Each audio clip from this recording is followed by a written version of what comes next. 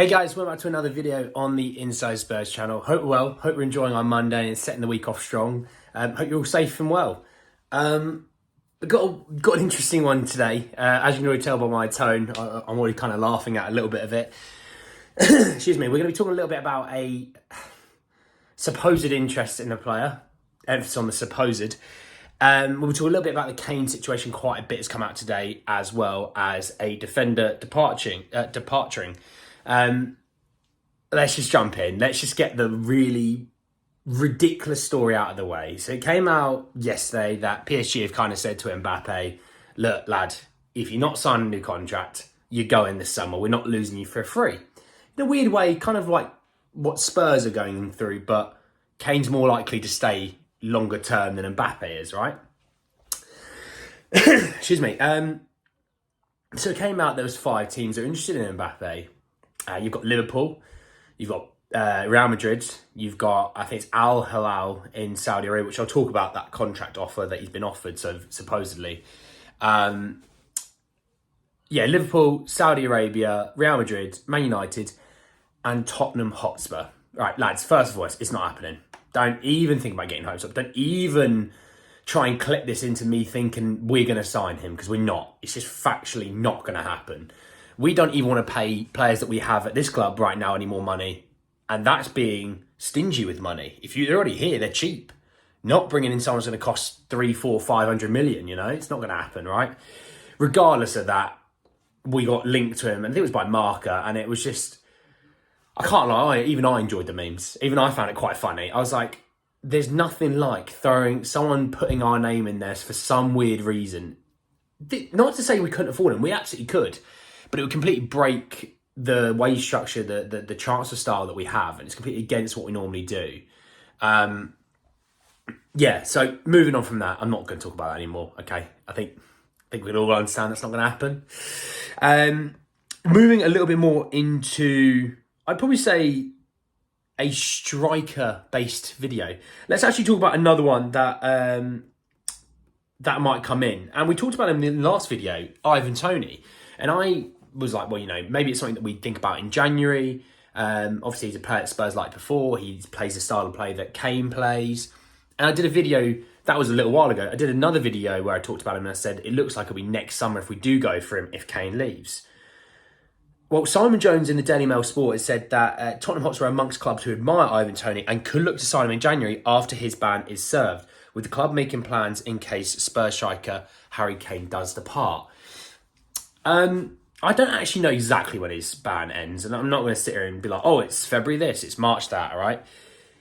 I've always said my piece. I think he's bang on perfect. He would be my number one option, personally. When you look at someone like Vlahovic, Martinez, David, all the other options that we linked to, Cabral, Beto, they're not Prem proven.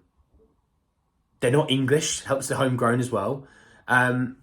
They're not a guy who scores 20 goals a season in the Premier League. There's one right there. He's not old. We know exactly what we're going to get from him. He'd fit perfectly into the style of play that we want to play. I think it's a no-brainer, personally. And I was thinking about it today. I was speaking to a friend at the gym, and he was asking me about Harry Kane and everything, because he supports Brighton, so obviously not exactly clued up on this. And I said, well, thing is, I wouldn't understand why, if we do sell him, let's play the hypothetical game, you get 100 million, right? What do you do with that money? Because you can't just go, well, you can have 80 million of that, the other 20 million we're just going to keep aside. No, you spend the 100 million. You need to find a way to replace 30 goals a season, right? That's what you need to do. That's the main thing. And I talked about this in a video a long time ago, how Richarlison was brought in ahead of schedule in case Kane left, right? Play similar style. He could probably get you 15, 20 in that Spurs side with a good quality run of games in the striker position. Not outright, which is not a natural position. I do genuinely believe that. What I really would rather see is January, you go and get Ivan Toney. Maybe you get a deal in place this summer for January that once he's able to come over, you go and get Ivan Toney. And I've also really, really liked the idea of someone like a Chiesa from Juventus. We've been linked to him so many times before. Absolute baller of a player. Juventus has got a few financial issues. That's the way I would look at it. Go get a top quality winger, and get a good striker as well, that would replace 30 goals a season. Chiesa is a good player, really good player. We watched him in the Euros final shred England. We saw him in all that competition shred teams. Absolute player. Ivan Toney as well. And all I would say is he's better in the air than Kane. So you just lump balls into the box and just watch him get up and get it. So for me, that's how I would go about it. How we would go about it, I don't know, because it ties into the Harry Kane situation. Let's move on to this one. So from Chris Wheeler and Matt Barlow in the Mail, he said that Tottenham Hotspur owner Joe Lewis has informed Spurs chairman Daniel Levy that he must sell Harry Kane this summer if the striker doesn't sign a £400,000 a week deal. Now, this is this is a very contentious subject, okay? The ironic thing is, I talked about a couple of weeks ago, is how he's already turned down PSG. Well, the Spurs owner and the PSG owner, I've only found this out recently, have a really good relationship. Never done business with them. I don't know why. Maybe that's why they've got a good relationship. They've not done business together. He's not really understood how bad a person it is to deal with Daniel Levy, right? Came to PSG, it would be a massive middle finger up to Bayern Munich to say, look, you mucked us around, you went behind our back, you're disrespecting us, your chairman was really disrespectful. We've agreed a deal to PSG.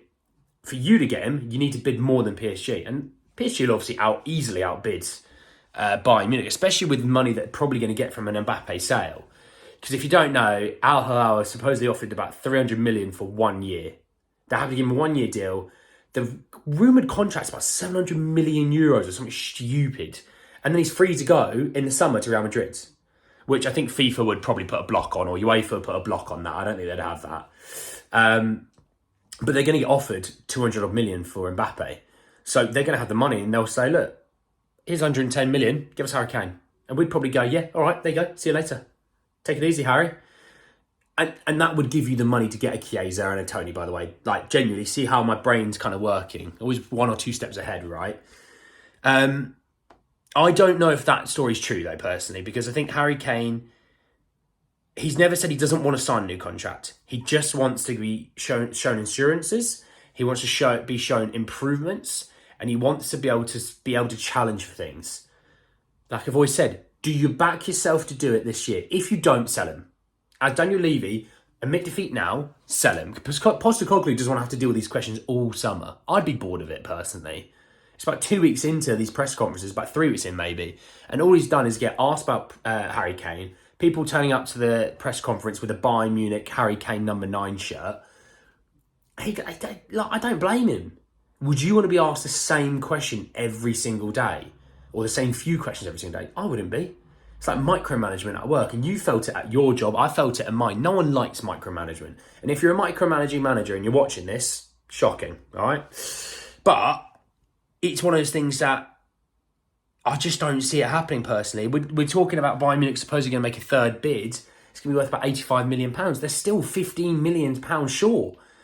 Every bid they get, yes, you get a little bit closer, but you're still not that close. 15 million is a lot of money. You're not getting close. And I would hope if Daniel Levy's going to sell Harry Kane, he holds out for the valuation that he has. If it's 100 million, you say, look, lads, it's still 100 million. We're not mucking around with this. You want Harry Kane, you give us 100 million and we want the bulk of it up front. That's the way it should be. Do what West Ham did. I applaud West Ham with Declan Rice. I applaud what Brighton are doing with Caicedo. You have a valuation in mind. You're saying to the club's interested, you're more than welcome to have him. Here's a valuation. If you meet it, you can have him. If you don't, stop wasting our time. Simple as that. Will it happen? I don't know. And just a quick little update about a player leaving. Davinson Sanchez, you might not have seen this, but from Fabrizio Romano, he said that Spartak Moscow have submitted a €12 million bid for Davinson Sanchez. Talks are at an advanced stage with Tottenham. Deal is still under discussion, but Russian side is optimistic. I think the way Davinson Sanchez obviously has been treated over the last year has been disgusting. To boo and jeer and cheer when a player gets subbed, other than when he plays well, isn't the right thing to do. It isn't. You can applaud a player. He didn't go on to sabotage. When he got subbed on in that Champions League game, it wasn't his decision to get subbed on. The fact that people even slagged him off for that is a joke in itself. You don't understand football. But when we look at it as a Spurs situation, you're looking at £10 million. Again, it's another sort of £10 million in the bank. We keep rolling these decisions into them, getting players off the books, trimming down that squad. We still got a big squad. We still could do with trimming it down. I think we only needed to bring in about 5 players this summer, and I think we needed to sell about 10. Well, we've got the keeper. We've got Madison. I guess Adogie's kind of like a new signing this summer as well, even though he wasn't. You know, excuse me. You know, and we've got all these other players coming back off loan. I think and obviously Solomon, I know, by the way, but I still think we'd still need to get rid of a lot of players. And Damson might be the start of a few, but we'll have to wait and see on that. But at least there's some progressions on something, because we're not getting any progression about centre-half position, and it's been months. There should have been some progression by now. Simple as that.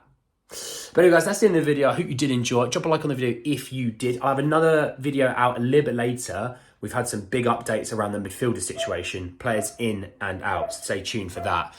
Obviously, comment underneath, about the Harry Kane situation, who you'd want to be the guy to replace him. Are you happy with the idea that it could be Ivan Toney? And are you happier that it could be in January? Or would you want someone in the summer? Let me know below. Obviously, subscribe to the channel if you're new and hit the bell notification for more. But anyway, guys, that's the end of the video, and I'll see you all very, very soon. Take care, lads.